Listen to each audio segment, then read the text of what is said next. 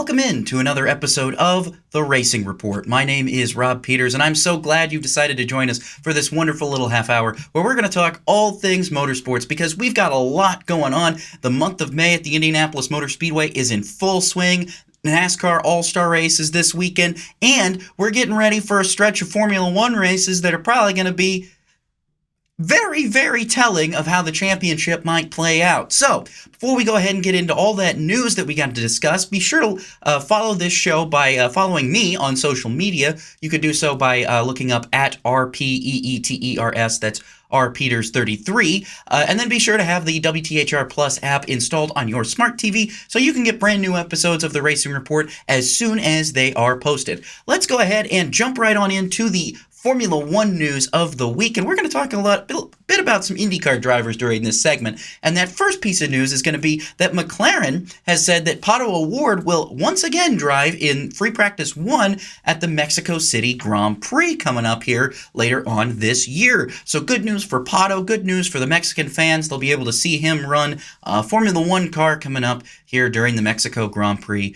weekend. Meanwhile, this has been very controversial since it dropped. The FIA has announced that they are modifying their driver swearing penalties. Now, I don't have time to go through everything, but here are the major key points in what the FIA has primarily changed. So, the maximum penalty for swearing under this rule has been halved. So, it used to be 10,000 euros was the penalty. It's now gone down to 5,000 euros. Meanwhile, abusive officials will now result in sporting penalties rather than fines, aligning with Motorsport and other major global organizations, and racial and discriminatory comments will continue to be addressed firmly. So those are the big key points that you probably need to be aware of when it comes to this. There's been Lewis Hamilton and George Russell have both been very outspoken about how much they're frustrated that they've done this complete U-turn when it comes to the driver swearing penalties, but I guess Ben Solium finally started to listen. I still kind of wish that these would just go away altogether, but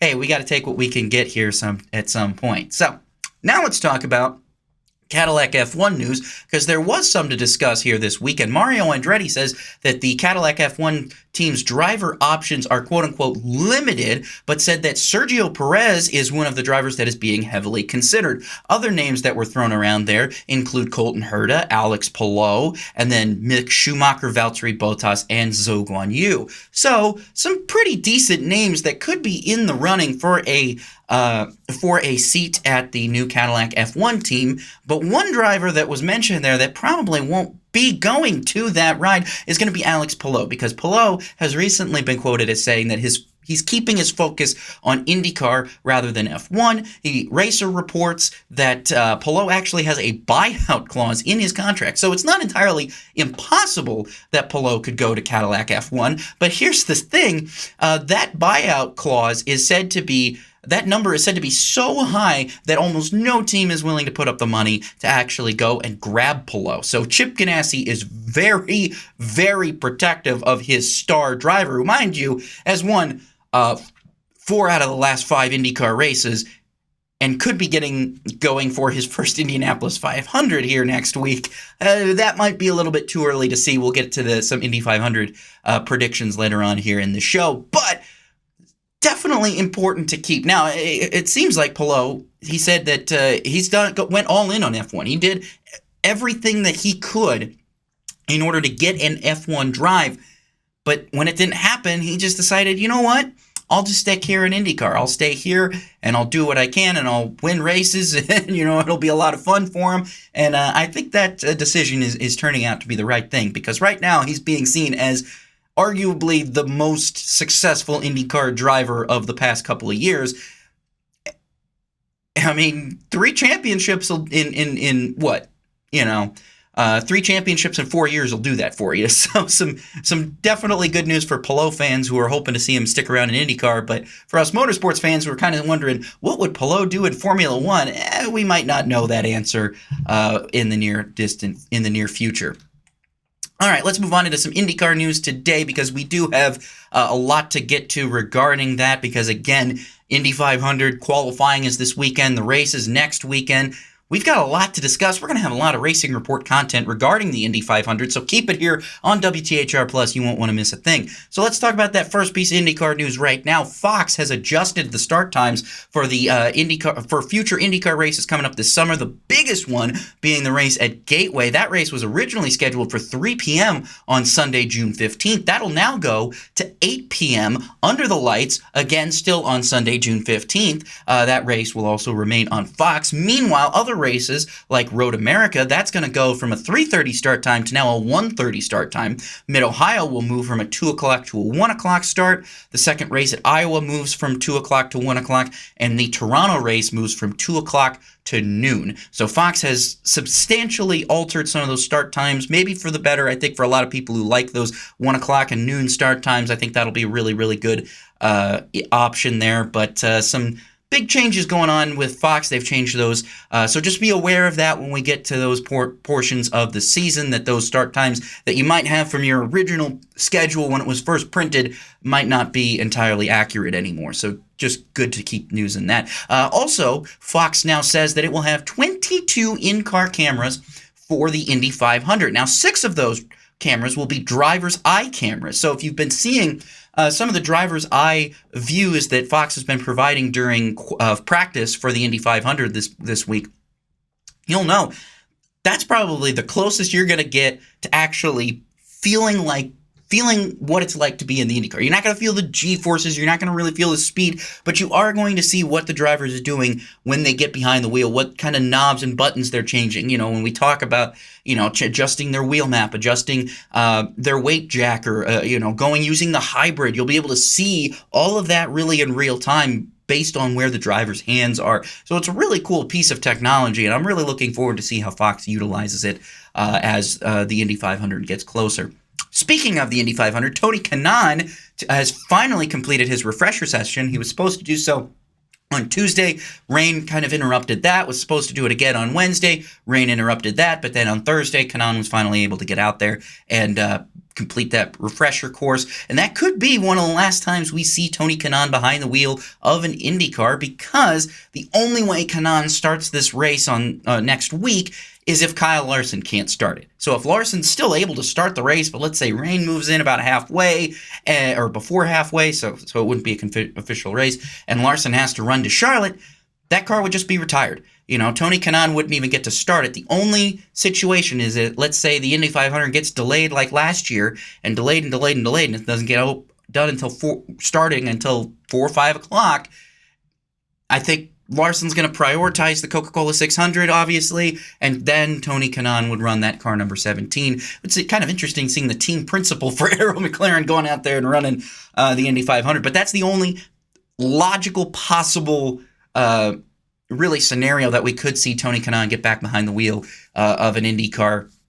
But in that event, he's completed his refresher, which I think everybody kind of assumed that was going to happen. Meanwhile, the last piece of IndyCar news we're going to talk about, and you might see a little bit different if you were at practice the last couple of days. You probably saw David Malukas driving this primary red and white car. It's now going to be white and blue because they've got sponsorship for not just the Indy 500, but also the following race at Detroit. He's going to sport a blue and white car with sponsorship from Clariance Technologies. They were originally on his engine cover, but now they've moved to become the main primary sponsor of David Malukas's number 4 AJ Foyt Racing entry. So just be aware for that if you're going out for qualifying, you've been at practice the last couple of days, and you're like, oh, wow, where's David Malukas? Oh, that's right, he's in a different colored car now. So just be aware of that. Good news there, though, that because Malukas's car was completely blank, not completely blank, but those side pods were basically empty the last couple of days, but now he's picked up a main sponsor. All right. I know we've run through this news section pretty fast. We're going to go ahead and jump right on into the NASCAR news now, because after we finish that, we've got Indy 500 qualifying predictions that we've got to get to, and I'm really excited to get to that. So let's jump into the NASCAR news now. Rick Ware Racing has tapped Harrison Burton to drive its number 51 entry in this weekend's NASCAR All-Star Race at North Wilkesboro Speedway. Burton is eligible for the event, having won at Daytona last year. Now, Cody Ware will still be in the race, but he's going to be in the open driving car number 15. So Rick Ware has obviously done that to make sure that, hey, if we can get a chance at $1 million, let's throw a driver in there that's guaranteed. So they picked up Harrison Burton and have placed him in the 51 car for this weekend only. Unlikely that will happen in future races, but you never know. We could see. Rick Ware has always decided to place random drivers in his cars, but as long as Cody's driving it, I don't think that they're gonna be looking for a different driver anytime soon. Now, speaking of North Wilkesboro, Justin Allgaier has been announced as the backup driver for Kyle Larson during this weekend's All-Star race. Now, here's the thing about Kyle Larson. Last year, they were like, well, if he gets into the Fast 12, whatever, he'll do that, and he might miss some of the All-Star festivities and whatnot, and that's not really going to be the case now, because here's what Kyle Larson has said. If he makes it in to the Fast 6, he's just not going to qualify at all on Sunday. He's going to go and spend all of his time at the All-Star race. He's going to take his 6th place qualifying start. He's basically just going to qualify 6th. It's not going to really technically set a time, but his first round qualifying time is what's going to be taken. But yeah, he's serious. They're really serious about him doing NASCAR, prioritizing NASCAR before the 500. So he wouldn't even get to qualify during the Fast 6, even if he were eligible. Now, it would still be the Fast 6. They would just qualify 5 cars rather than 6. But obviously, Larson prioritizing even the All-Star race here. And maybe I shouldn't say this, maybe I shouldn't, but I might as well. I had a really cool, interesting chance over the week when I was at practice shooting, taking pictures for WTHR's website. And I got to sit in an elevator ride just for like 30 seconds with Kyle Larson and Marcus Ericsson.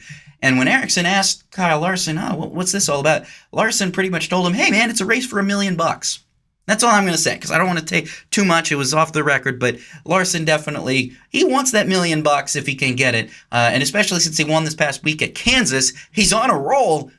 Might as well try and get $1 million if you can. If you're going to qualify for the Indy 500, just focus on qualifying. And if you make it, you don't have anything to worry about, just go for $1 million. So that's what Kyle Larson's going to do. And in the meantime, Justin Allgaier is going to fill in for him. So now, let's talk about some broadcast news. This is good news. Amazon says it has nearly sold out of ad inventory for its NASCAR coverage and adds that side-by-side commercials will likely be the primary way that ads are displayed. So we could be seeing a lot of side-by-side when it comes to NASCAR coverage coming up here on Prime. Remember, Fox's last NASCAR race is this weekend. Prime picks it up next weekend for the Coca-Cola 600. So you'll want to make sure you subscribe to Amazon Prime if you haven't already, because that's going to be your only way to watch the Coca-Cola 600 and the following 4 NASCAR Cup Series races.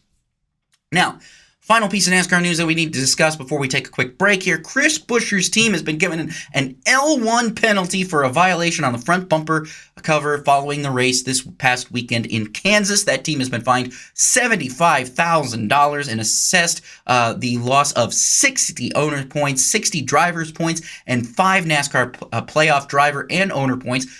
Crew Chief Scott Graves has been suspended for the next 2 Cup races, and Buescher, as a result, dropped from 12th in points to 24th in points. So Chris Buescher definitely going to have to find his way into victory lane pretty soon, because that's going to be a significant hole to try and climb yourself out of. I know it's still a while until the playoffs get started, but that summer stretch, anything could happen. I would want to try and win a race now rather than later. That's just me. Anyway, we got to take a break here real quick, but when we come back, we're going to preview and we're going to recap, I guess, the Indy 500 practice and take away some observations from the first couple of days of practice. I know I'm recording this before Fast Friday, but hey, let's talk about what some of these what cars look good, what cars could use some improvement. We'll get into all of that. So don't go anywhere. You are watching The Racing Report.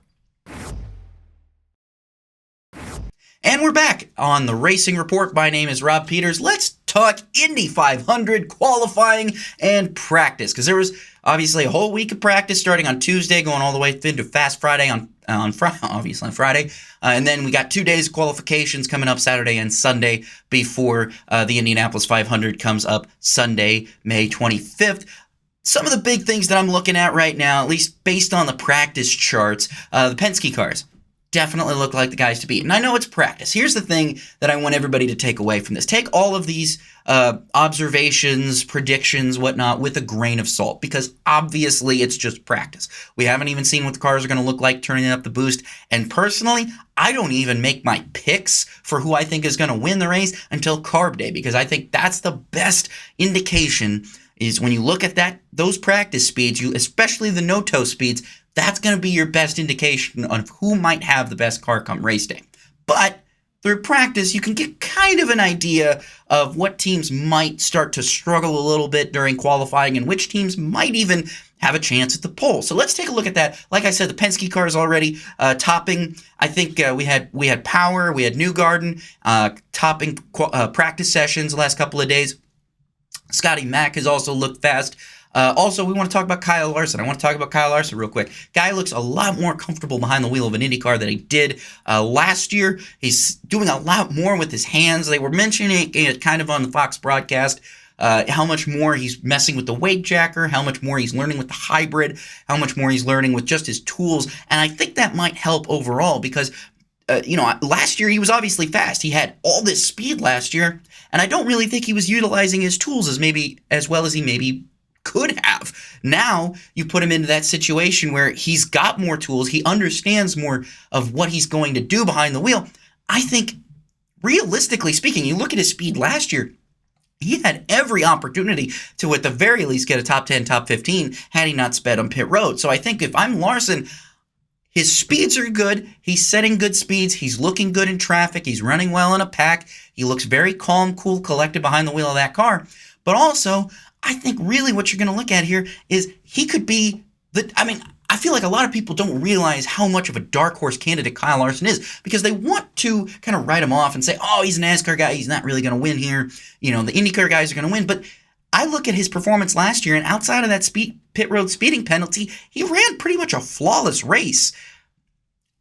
If he makes zero mistakes next Sunday, I'll be very, very surprised if he's not in the top 5. I will be wholeheartedly surprised if he's not in the top 5. Can he win it? I think so too. And then the question becomes, do you still even go to Charlotte? Obviously, he's going to have to. That Rick Hendrick and NASCAR's not going to let him not go there. But it would be kind of wild if he did win the race and then immediately had to go to Charlotte. No post-race festivities. Probably not going to take a lap around the track. Might kiss the bricks and then just dart. Who knows how long he's going to stay.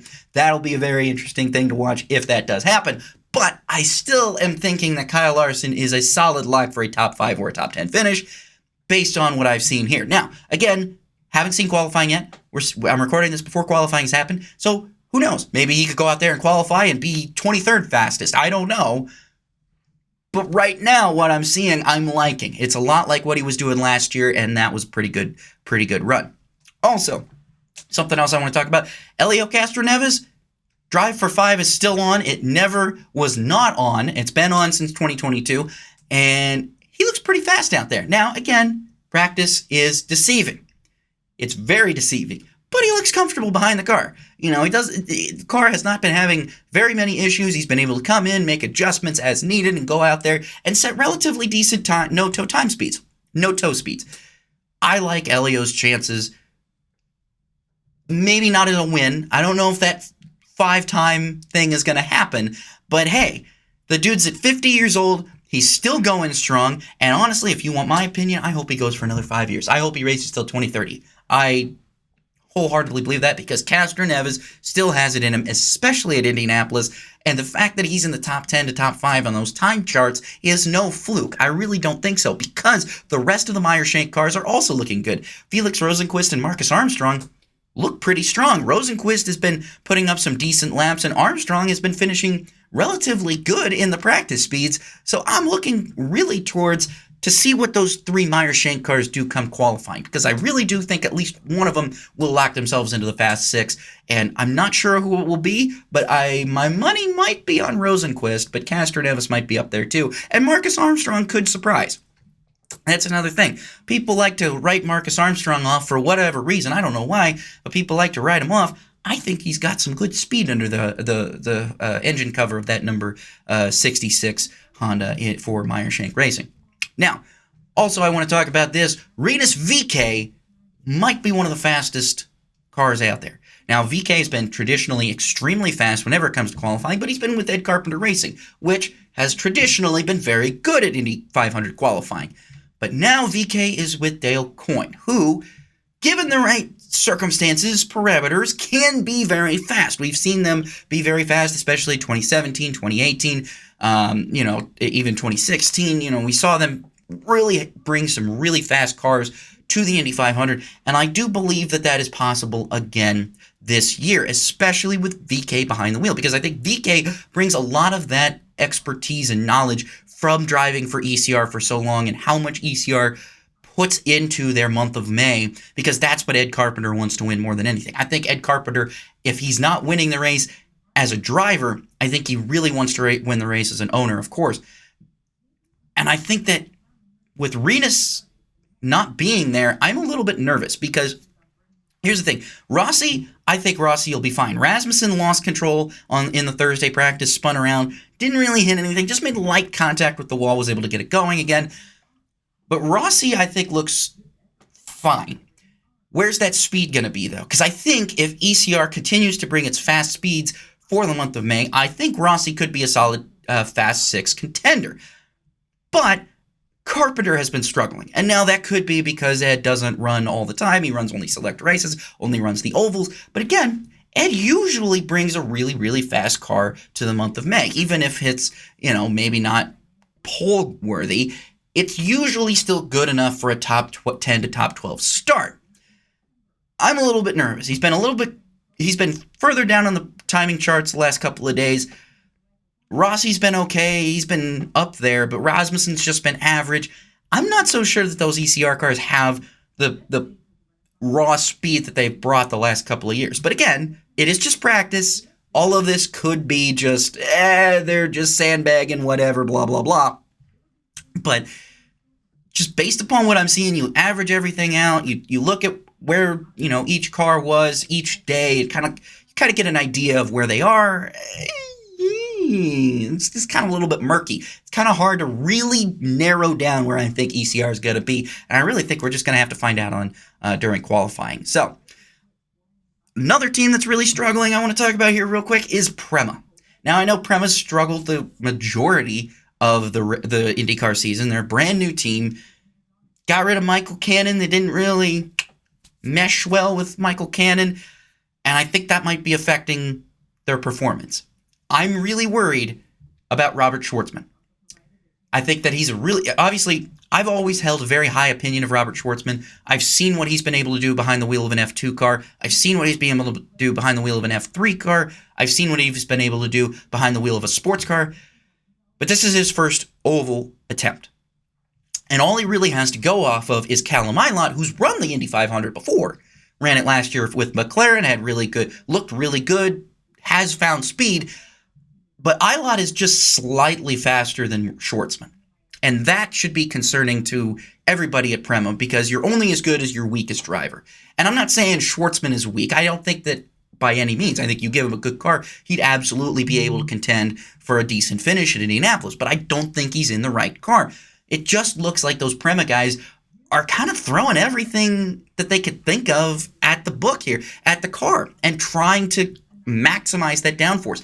I really do feel like if we're gonna have bumping, one car is gonna get bumped this weekend. I would very much worry that it could be one of those Prema cars. I hope that it's not, but it might be. Another car that it might be, and this is going to sound crazy given how they've performed the last couple of years, but Santino Ferrucci has been at the bottom of the timing charts all week. And I don't know what's going on under the engine cover there of that number 14 AJ Foyt car, because David Malukas hasn't been as slow as Ferrucci. Ferrucci has just arguably had zero speed compared to Malukas, and I don't know where that's coming from. Ferrucci has always been a lock as a dark horse pick for Indianapolis, but so far in practice, they look lost. That 14 team looks lost. They haven't been able to run very many laps, and if they have, they've really just not been quick. I'm nervous. I'll hope to see that maybe they run more laps on Fast Friday, but right now, oh boy, I would be nervous if I'm a Santino Ferrucci fan. I don't think he's going to get bumped from the field, but I do think it's going to be a rough day for him on Sunday next week. So look for that. Meanwhile, let's talk about some of the favorites from last year. Obviously, Pato O'Ward going for it. Sucks to come up second. He's going to try again this year, see if he does. He looks like he's one of the fastest Aero McLaren cars, though, outside of Kyle Larson. I think if you're going to pick an Aero McLaren guy, you're going to go with either O'Ward or you're going to go with Larson. And the reason why I say that is because, and this is not to take anything away from Christian Lundgaard, but I just think that Aero McLaren team has whiffed on the setup so far. He's not looked comfortable behind the wheel. He's not looked very fast. He's not looked further up there on the timing charts. If I'm Aero McLaren, if I'm Christian Lundgaard, I got to try something. I got to try something, anything, to get this car closer to where O'Ward and Larson are. Siegel is the same way. Siegel looks to be struggling a lot. Siegel has kind of struggled most of the season, but he looks to be arguably the weakest Aero McLaren car, and that's not exactly the good thing you want to see, because like I said, with other teams, you're only as good as your weakest driver, and if Lundgaard and Siegel are struggling, but Larson and O'Ward are not, it does kind of make me wonder what the top speed, what's the peak for Larson and O'Ward, because I do think that both of them are favorites to win the race, absolutely, 100%. But Lundgaard and Siegel are not. And I think that's surprising because of just how solid Christian Lundgaard, I think, has been so far for Aero McLaren, especially at the Indy GP, at Barber, at Long Beach. He's been solid. But now he gets to the month of May, and he's just not really where I expected to see him on the timing charts. I'll be curious to see how that works out. Finally, let's talk about the Andretti and Ganassi cars. Palou, Dixon, definitely expect to see those guys up at the front. Palou, I think a lot of people are questioning, Palou it sounds crazy to say that the guy who's won 4 out of the 5 races this year is a sleeper pick, but he's never won on an oval. Not to say he hasn't finished second here before, which he has finished second at Helio Castroneves in 2021. So it's not entirely impossible for Palou to go out there and win an Indy 500, but I don't think a lot of people are going to bet on him. And that's where I think they're wrong. Scott Dixon as well. Dixon looks quick. He's been up at the top. And I think if you can really get Dixon and Palou running up front, that's going to be a scary combination. And here's the other thing, too. I think a lot of people are obviously writing off Kiffin Simpson. Obviously, pay driver. You kind of write off the pay drivers. But he's had really good qualifying runs the last couple of weeks. Didn't get to start the race at the Indy GP, but looks pretty decent on the oval. If Kiffin is looking good, everybody else should be worried about Dixon and Palou at that point. So that's where I'm seeing there. Andretti cars, I like Herta and I like Ericsson. Both of those guys look really fast. Kirkwood, though, looks a little bit uncomfortable behind the wheel of the car. I think they're going to have to throw some real changes at that. But right now, Herta and Ericsson look to be the 2 fastest Andretti guys that I'd be out there. And of course, Marco is out there as well, but Marco he's been kind of midfield on that timing chart lately, and we'll see. We'll just have to see. So, that is it for the Indy 500. So far, observations through practice. Again, we've got qualifying this weekend, so we'll really be able to know where those guys are going to step up. And then, of course, Carb Day on Friday next week is going to be the big indicator of just really which cars are the ones to beat and which ones aren't. So, with that said, let's wrap up the show here and take a look at some of the races that are this weekend. Obviously, we talked about Indy 500 qualifying this weekend, Saturday and Sunday, Fast 6 on Sunday. And then we've got the NASCAR Truck Series racing. They're going to be on Saturday at about 1:30. They're going to be at North Wilkesboro Speedway in the Cup Series. The All-Star race, All-Star Open starts at 5. All-Star race starts at 8. I believe those will both be on FS1. And so the All-Star race will be on Sunday as well. Meanwhile, Formula One is back. They're going to have what could potentially be their final race in Imola. I hope it's not, but it could be. I'm also very curious to see what upgrades teams have made. I've heard a lot of rumblings that some teams have brought some pretty big upgrades here to Imola. I will be curious to see which teams maybe rebound. Maybe Ferrari can get a little bit faster. I've heard Alpine has thrown some major changes to their car. And hopefully, Helmut Marko said several weeks ago that he expected the team to have some bigger car upgrades come by Imola. It's Imola time, so we'll see how Red Bull stacks up, especially with Tsunoda compared to Verstappen. And then finally, we've got a Super Formula race out in Japan at Autopolis. That'll be Saturday night or Sunday morning, depending on what time zone you're in, at least over here in the States. So looking forward to that already. Again, remember, Super Formula's got that real close championship battle. And I know we don't have a supercars segment. We didn't really talk about supercars this week, but I would be remiss if I didn't talk about the incredible drive by Matt Payne in one of this weekend's races where he basically ran an entire time on an alternate strategy in Tasmania and held off Brock Feeney for a victory. Huge win there. If you haven't caught that finish, I highly recommend looking it up on YouTube. But that is it for this week's episode of the Racing Report. We're going to be back a little bit later with some Indy 500 qualifying recaps and whatnot and previews for the Indy 500, so be on the lookout for that. But for now, my name is Rob Peeters, and this has been the Racing Report.